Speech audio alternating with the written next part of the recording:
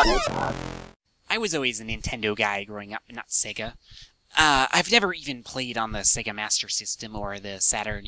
I think I've played the Genesis once like 15 years ago, but when Sonic's Ultimate Genesis Collection came along with 40 games on it, I scooped it right up. It's quite the deal. It's quite amazing, actually. While there are some real gems on the disc, there are also a number of bad games, but I'm not going to bother talking about Sonic's 3D Blast or something like that. No, I'm going to target a few games that are, for the most part, well-liked. Altered Beast and Streets of Rage 3.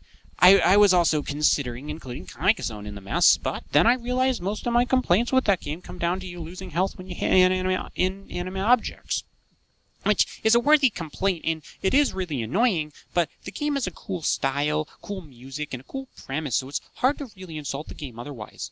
But Altered Beast, on the other hand, is just terrible. I can't see it any other way. It just has all the marks of a straight bad game.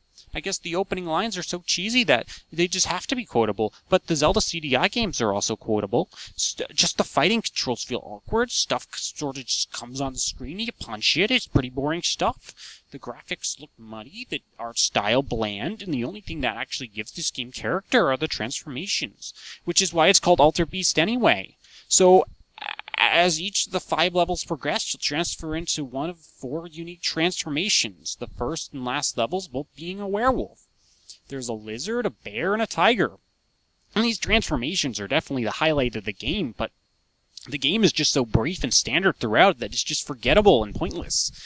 But Streets of Rage 3 just goes on for way too long, which is ridiculous since pretty much no one gets to the end of the first 2 games, and this game is 50% longer than those 2. What's the point of making a third game longer if no one's even going to get there? Why make a game that's usually 1 hour and make it an hour and a half when everyone who plays it only does so for 20 minutes? I have no qualms with the first 2 Streets of Rage games. Streets of Rage is decent, and the sequel is really good, one of the best beat-em-ups of the 16-bit era, and a great update to the original game. So you'd think the third game would just ride the coattails of the second game, and mostly do the same thing with a few minor changes, right? Actually, yeah, that's kind of what it does, so I don't know how in the world Sega screwed up Streets of Rage 3 so bad. Streets of Rage 3 isn't bad anywhere on the level of Altered Beast, that is, that nearly every aspect of its being makes it bad a game, but Streets of Rage 3 is quite the chore to play through. It's killed by one main flaw. The game is extremely annoying. That's hard to really quantify, but it's there. It's like every enemy cheap shots you or defies your expectations of them, and they score hits on you that they shouldn't have. It stops the game from being fun because killing enemies becomes an irritant. So we have a game that's short and bad, and a game that's long and annoying. Overall, they're not so much classics as they are awful.